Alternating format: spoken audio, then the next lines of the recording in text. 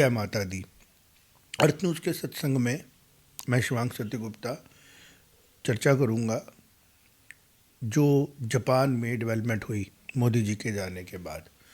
6 लाख करोड़ की इन्वेस्टमेंट के लिए जापान ने भारत के साथ एग्रीमेंट्स किए। ये एक बहुत बड़ी डेवलपमेंट है, ख़ास तौर पे तब जब अमेरिका ने भारत को प्रेशराइज करने के लिए टैरिफ लगाए। एक आसान भाषा में कहें तो प्रेशराइज करने की कोशिश की, इकोनॉमिकली प्रेशराइज करने की कोशिश की, जब भारत झुका नहीं और भारत झुकेगा भी नहीं क्योंकि भारत के पास स्ट्रेंथ है। और उसी दिन खबर आती है कि भारत ने जीडीपी की जो ग्रोथ रेट देखी वो 7.8 देखी, जो रिकॉर्ड ग्रोथ रेट मानी जाएगी। कारण क्या है उसका? क्योंकि अप्रैल मई जून का जो महीना है भारत के लिए वो नॉर्मल महीना नहीं था। हम वार के बीच में से गुजरे थे और वार के मुहाने पे खड़े थे। फिर भी भारत की जो इकॉनमी है उसने बताया कि वो कितनी वाइब्रेंट, कितनी स्ट्रॉन्ग है।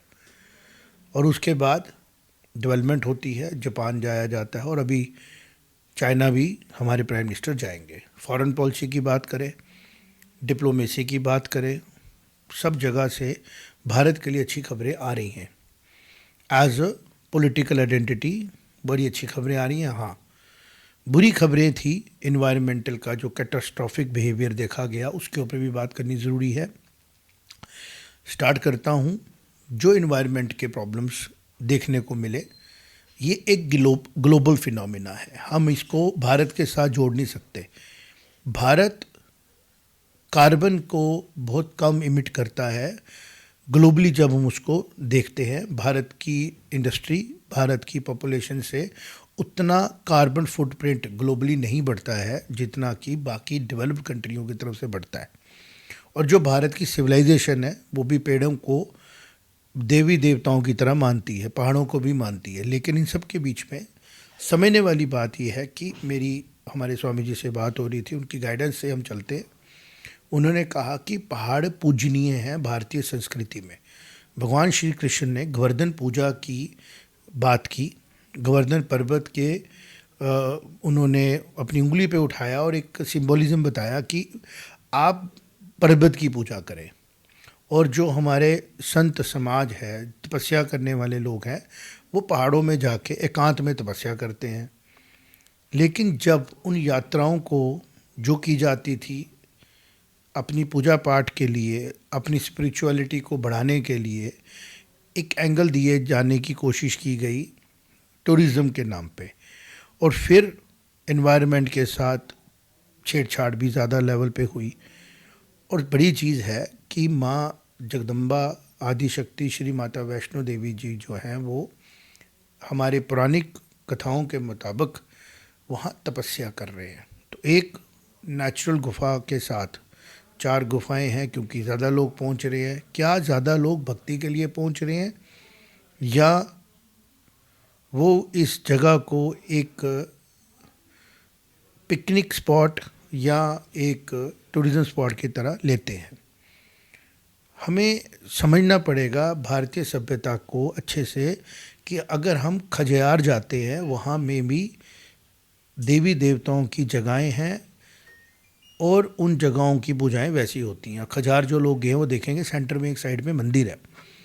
अगर हम सन्नासर जाते हैं, वो भी नाग देवता का मंदिर है। क्यों ये जगहें मंदिरों से जोड़ी गई? ताकि लोग जो यहाँ पे आएँ वो इसकी पवित्रता का ध्यान रखें, इसके एनवायरनमेंट का ध्यान रखें और बोलियों को ख़राब ना करें। जहाँ नेचुरल पानी होता है, जो लोग जम्मू के बाहर के मुझे देखेंगे वो समझेंगे कि मैं स्ट्रीम्स की बात कर रहा हूँ, मैं स्प्रिंग्स की बात कर रहा हूँ, नेचुरल स्प्रिंग्स की बात कर रहा हूँ। उनके ऊपर देवी देवताओं की फ़ोटो बनाई जाती है, मूर्ति बनाई जाती है, नागों की मूर्ति बनाई जाती है, ताकि लोगों को ये एहसास रहे कि ये पानी है, इसकी वैल्यू है। लेकिन किन कारणों से एडमिनिस्ट्रेशन इस चीज़ को समझ नहीं पाई और उन्होंने इसको एक अपने आप को इनकरेज करने के लिए कि हम 1 करोड़ यात्रा मैनेज कर पाएंगे, हमें और यात्राएं बढ़ानी हैं, हमें और फैसिलिटीज़ बढ़ानी है, करते करते पहाड़ बड़े सेंसिटिव होते हैं, उनके साथ छेड़छाड़ की गई और फिर क्लाउड बर्स्ट होना भी 115 साल के बाद एक ऐसी बारिश का होना जो कि ग्लोबल वार्मिंग का एक फिनोमेना बन चुका है। सीक्वेंस में क्लाउड बर्स्ट जो है वो बढ़ रहे हैं। ये सब चीज़ें मिक्स हो गई। लेकिन अगर हम इस चीज़ को एंटिसिपेट करें तो ये समझ में आता है कि जो लोग भक्ति की बात लाइन पे जाएं तो कंसल्टेशन ज़रूर होनी चाहिए उन लोगों से जो दुर्गा सप्तशती के एक्सपर्ट हैं, जिन्होंने अपनी तपस्या से लाइफ दे दी। उनके पास जाना पड़ेगा एडमिनिस्ट्रेशन को, उनसे बात करनी पड़ेगी कि क्या हम लोग ठीक कर रहे हैं गुफाएं बड़ी ज़्यादा बना के, क्योंकि पुरानी कथाओं के मुताबिक माँ जगदम्बा यहाँ पे तपस्या कर रहे हैं और वो इस पहाड़ पे इस गुफा में इसलिए आए ताकि वो तपस्या कर सके। लेकिन जब यात्राएं होने लगे, सुबह जाएंगे, एक दिन में दर्शन करके आ जाएंगे, तो वो दर्शन के लिए वहाँ विराजित नहीं है। दर्शन के लिए वहाँ विराज्यमान हैं 3 देवियाँ, महालक्ष्मी, महासरस्वती, महाकाली, और उनके साथ हैं सूक्ष्म रूप से तपस्या कर रहे श्री माता वैष्णो देवी जी, जो पुरानी कथाओं के मुताबिक समझाया गया और बताया गया। अब जब वहाँ पे तपस्या हो रही है और उस तपस्या के बीच में हम लोग टूरिज़्म को लाएंगे तो इससे चीज़ें जो हैं स्पिरिचुअली फेथ के हिसाब से भी अगर हम कहें तो ठीक नहीं। और अगर इसको साइंटिफिक एंगल से कहें, पहाड़ों में पॉपुलेशन कभी भी ज़्यादा नहीं होती है क्योंकि स्कैरसिटी होती है, दूर दूर जगहें होती हैं जहाँ पे रहा जा सकता है। लेकिन जब वहाँ पे हम लोग आर्टिफिशियली लिवेबल प्लेसेस बनाने की कोशिश करेंगे, पहाड़ों के साथ छेड़छाड़ करेंगे, तो ये भारतीय सनातन सभ्यता के साथ छेड़छाड़ की बात मैं मानूंगा। कारण क्या है, मानना भी पड़ेगा, क्योंकि हिमालय को एज अ सनातन में देवता माना गया है। मानसरोवर झील को देवताओं की झील माना गया है। कैलाश पर्वत को भगवान शिव का स्थान माना गया है। तो ये पर्वत ऐसी जगहें होती हैं जहाँ पे वो लोग जाते हैं जो आइसोलेट होना चाहते हैं और वहाँ की जो पॉपुलेशन है वो लिमिटेड होती है।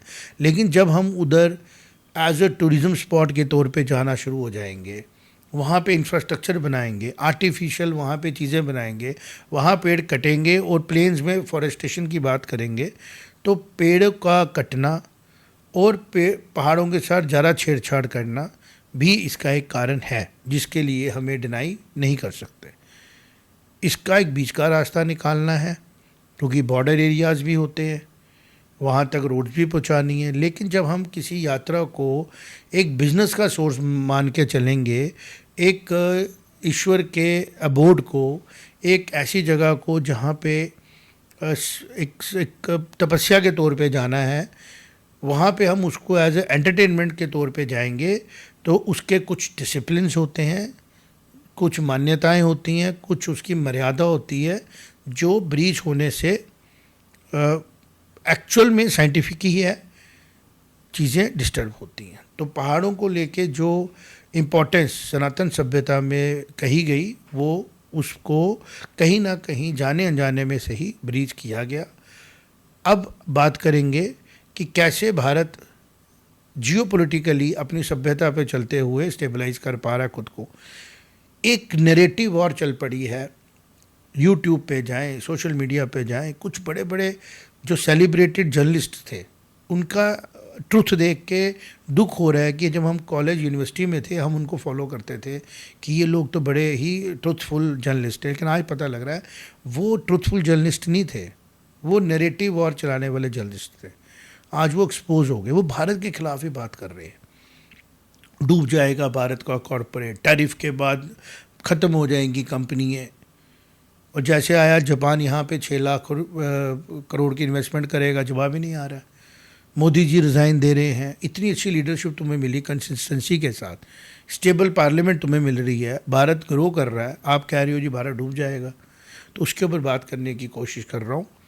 मेरी अब जो समझ कह रही है वो ये कह रही है कि यूरोप, अमेरिका और ब्रिटेन, इसका अंडरस्टैंडिंग करना ज़रूरी होगा। जो भी ग्लोबल सिचुएशंस बन रही हैं, कहीं ना कहीं पे लग रहा है कि ब्रिटेन इस टाइम पे बहुत क्लियर नहीं है कि वो किस तरफ जाए। और झुकाव उसका हो चुका है भारत की तरफ, भारत की पॉलिसी की तरफ। कैसे पता लगता है कि एक तरफ अमेरिका ने भारत के ऊपर टैरिफ्स लगाए, जो कि स्ट्रॉन्ग एलाई है ब्रिटेन का भी, और ब्रिटेन भी उसका एलाई है, एलाई ही मानेंगे हम उसको, क्योंकि ब्रिटेन और अमेरिका और यूरोपियन यूनियन लगभग इकट्ठे ही चलते हैं, इकट्ठे बात करते हैं। लेकिन इस मामले में हमने देखा कि एक तरफ जब टैरिफ लगा तो उसने भारत के साथ फ्री ट्रेड एग्रीमेंट साइन कर दिया, और ऐसे एग्रीमेंट साइन किए, ट्रेड एग्रीमेंट्स, जिसमें ब्रिटेन को भी फ़ायदा हो रहा है, भारत को भी बहुत ज़्यादा कॉम्पनसेशन हो गया जो भारत पे टैक्सेस लगाए गए बाय अमेरिका। तो ये इतना बड़ा जो पैराडाइम शिफ्ट हुआ ब्रिटेन की तरफ से, दूसरी तरफ वो यूरोपियन यूनियन से भी बाहर आ गया और रशिया के साथ भी न्यूट्रल प्ले कर रहा है। तो जो ग्लोब में अगर हम बात करें मॉडर्न टाइम्स में, तो ब्रिटेन के थिंकर्स का, ब्रिटेन की पॉलिसी का एक डोमिनेशन है। और क्यों ब्रिटेन भारत की तरफ झुका है, इसका रीज़न है भारत की स्टेबिलिटी, भारत का फ्यूचर और भारत का प्रेजेंट। ब्रिटेन भारत को देख पा रहा है कि आने वाले समय में भारत जो है किस तरीके से ग्लोबली डोमिनेट करेगा कंज्यूमर मार्केट को, और अपने साइज़ ऑफ कंज्यूमर मार्केट के अपने साइज़ की वजह से, मतलब कहने का ये है कि जो कंज्यूमर्स भारत के पास हैं लगभग 150 करोड़ एक जगह पे स्ट्रक्चर्ड तरीके से, और एक ऐसी इकोनॉमी में जो स्टेबल हो रही है, तो ब्रिटेन ऐसी गलती तो नहीं करेगा ना, जो कि बड़ा फार साइटेड है, हिस्टोरिकली फार साइटेड है। कुछ गलतियों के अलावा तो ब्रिटेन ने मॉडर्न टाइम में कोई ऐसी गलती नहीं की जिसका उसको खमियाजा भुगतना पड़े, चाहे जियोपॉलिटिकल हो, चाहे किसी भी तरीके से हो।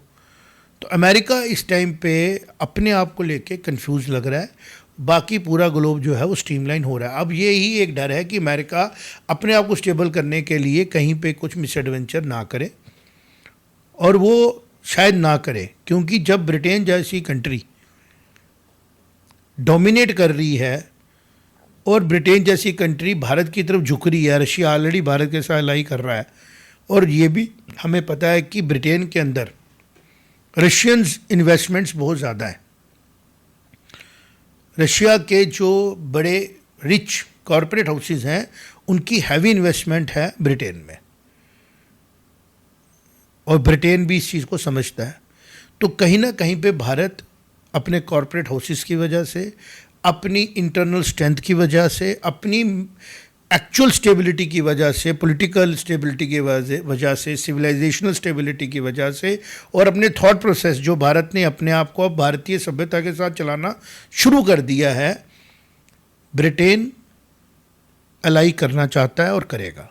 और अगर ब्रिटेन अलाई कर रहा है, भारत और चाइना, रशिया भी उसके साथ अलाई कर रहे हैं आपस में, तो ये एक बड़ा अपॉर्चुनिटी बन के आ रहा है ग्लोब के लिए, जो ग्लोब को पीस की तरफ लेके जा सकता है। और जो लोग वॉर मॉन्गरिंग करते हैं, थ्रेट्स दे रहे हैं, और थोड़ी देर थ्रेट्स भी देंगे, फिर अल्टीमेटली अमेरिका को भी सोचने पे मजबूर होना पड़ेगा, अमेरिकन थिंकर्स को भी हम क्या कर रहे हैं। और अल्टीमेटली आइसोलेट कौन होगा? जो एक्चुअल में मूर्ख है। और हम यहाँ पे बात करने से पीछे नहीं हटेंगे कि मूर्खता कहाँ डोमिनेट कर रही है। एक होगी ग्लोबल बात, जियोपॉलिटिकल बात, अब बात होगी भारत के अंदर की, कि अंदर के दुश्मनों को जवाब देने के लिए भारत का सबसे बड़ा एनजीओ, जिसके बारे में प्रधानमंत्री ने भी लाल किले से बोला, उनके जो हेड हैं मोहन भागवत जी, उनका जो स्टेटमेंट आता है कि भारत की सभ्यता, जिस हिंदुइज़्म की हम बात करते हैं, वो हिंदुइज़्म किसी संप्रदाय को रिप्रेजेंट नहीं करता है। वो हिंदुइज़्म हर उस इंसान को रिप्रेजेंट करता है जो सिंधु के एरिए में रहता है। चूँकि अरब से आने वाले लोग स को ह बोलते थे, उन्होंने हिंदू बोला तो ये नाम हमें बाहर से मिला। तो यहाँ पे रहने वाला हर जाति का, हर संप्रदाय का आदमी जो है, उसको हिंदू डेफिनेशन जो दी जाती है, उसको आरएसएस राष्ट्रीय स्वयं सेवक संघ आइडेंटिफाई करता है अपने साथ। ये बहुत बड़ी क्लैरिटी उन्होंने दी, और इस क्लैरिटी को भी इग्नोर नहीं किया जा सकता। 100 साल की मेहनत के बाद मिसअंडरस्टैंडिंग्स जो क्रिएट की गई इस सोच के लिए, क्योंकि एक ऐसा संगठन जिसने कहा कि भारत विश्व का लगभग सबसे पुराना देश है जो सभ्य हुआ, जिसकी सभ्यता है, जिसके ऊपर जुल्म किए गए, जिसके ऊपर अपनी सभ्यताओं को थोपने की कोशिश की गई डंडे के जोर से भी, आज टेक्नोलॉजी की हेल्प से वो अपना सच लोगों तक पहुंचा पा रहा है। जो मोहन भागवत जी ने कहा वो सच आज दुनिया के कोने कोने में ट्रांसलेट करके भी सुन सकते हैं। तो ये खुद में एक बड़ी रिवॉल्यूशन है जो जन जन तक पहुंचनी चाहिए, ताकि भारतीय की सभ्यता के बारे में पूरी दुनिया को पता लगे कि हमारे देशों की सभ्यताओं में ये एक्सेप्टेबिलिटी, इंक्लूसिवनेस नहीं है जो भारत की सभ्यता में है, जिसके बारे में मोहन भागवत जी ने कहा। तो इससे जो भारत के अंदर के एनिमीज हैं, जो भारत को डिवाइड करना चाहते हैं कि भारतीय सभ्यता का मतलब है एक संप्रदाय, भारतीय सभ्यता का मतलब है एक पद्धति पूजा करने की, नहीं, भारतीय सभ्यता का मतलब है अनेकों संप्रदाय, अनेकों पूजाओं की पद्धति, लेकिन सब लोग इकट्ठे रह के एक दूसरे के वेलफेयर की बात कर सकते हैं। ना अपना संप्रदाय दूसरे पे थोपते हैं, ना ही दूसरे को कहते हैं कि तुम हमें ज़बरदस्ती अपने संप्रदाय को मानने के लिए मजबूर करो और फिर एक संप्रदाय से उठ के एक पॉलिटिकल आइडेंटिटी बन जाओ, जो करके हमने भारत को कमज़ोर किया और विश्व कमज़ोर हो रहा है इससे। तो उसको ठीक करने का जो रास्ता है वो जाता है कि विश्व भी भारत की सभ्यता से सीखे कि कैसे 33 करोड़ देवी देवताओं के संप्रदाय भी यहाँ पे इकट्ठे रह सकते हैं। इसके बारे में बात की मोहन भागवत जी ने, और जो ये क्लैरिटी आई, इससे जो दुश्मन है भारत के अंदर के, उनके ऊपर भी एक प्रहार हुआ। जो डिवाइड करना चाहते थे, जो किसी संप्रदाय को ये कह रहे थे कि ये डोमिनेटिंग संप्रदाय जो भारत में आ रहा है, ये सनातन का मतलब है एक पूजा पद्धति, जो आपको आज क्लियर हुआ कि सनातन का मतलब है वो भी पूजा पद्धति, हर एक किस्म की पूजा पद्धति, हर किस्म का फेथ जिसमें समा सके, वो सनातन है।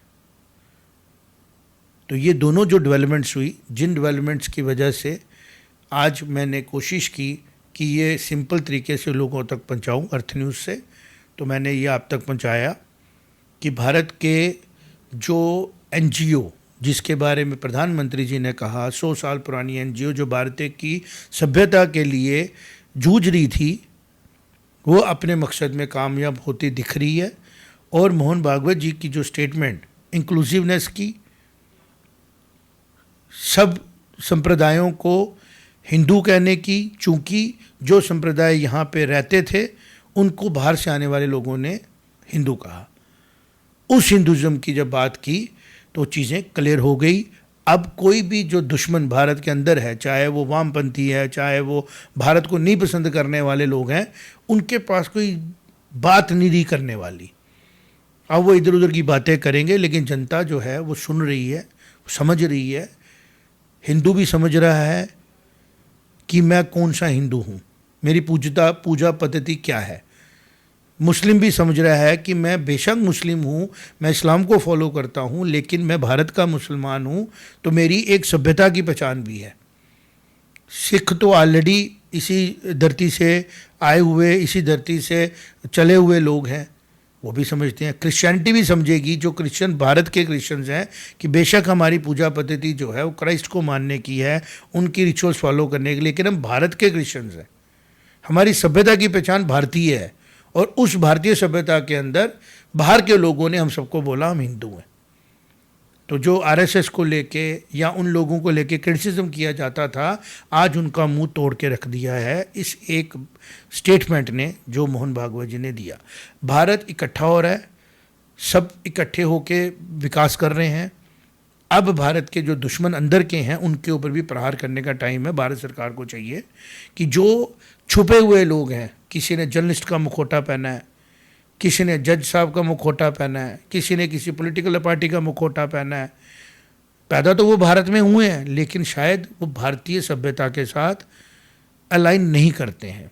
शायद उनकी एजुकेशन जो हुई है वो ऐसी सभ्यताओं के द्वारा की गई है, ऐसी सोचों के द्वारा की गई है जो बीच में रह के जयचंद हैं।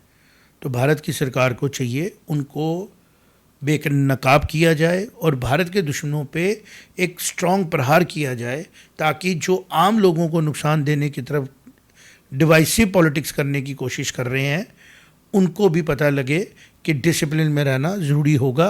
क्योंकि सच है, भारत एक इंक्लूसिवली आगे बढ़ने वाला सनातन देश है जो पूरी दुनिया के हर किस्म के रिलीजन को अपने साथ आगे लेके जाने की ताकत रखता है और सबके साथ कंफर्टेबली एडजस्ट हो सकता है, बजाय इसके कि हम ऐसे लोगों की सोचों को चलाएं जो आगे चल के इनसिक्योर हो जाते हैं, जो एंड में वॉर पे जाते हैं। तो भारत की सभ्यता के पास ऐसी, जिसको बोलते हैं ना, प्रोविजंस हैं जिसमें हर संप्रदाय, हर सोच का, हर किस्म का इंसान अपनी जगह देख सकता है, अपनी इम्पोर्टेंस पा सकता है। तो आज का एक छोटा सा मैंने आपके साथ चर्चा की, मकसद था कि बढ़ते हुए भारत में हम भी अपना योगदान दें और जितना हो सके सच वो लोगों तक पहुँचाएं। जय माता दी।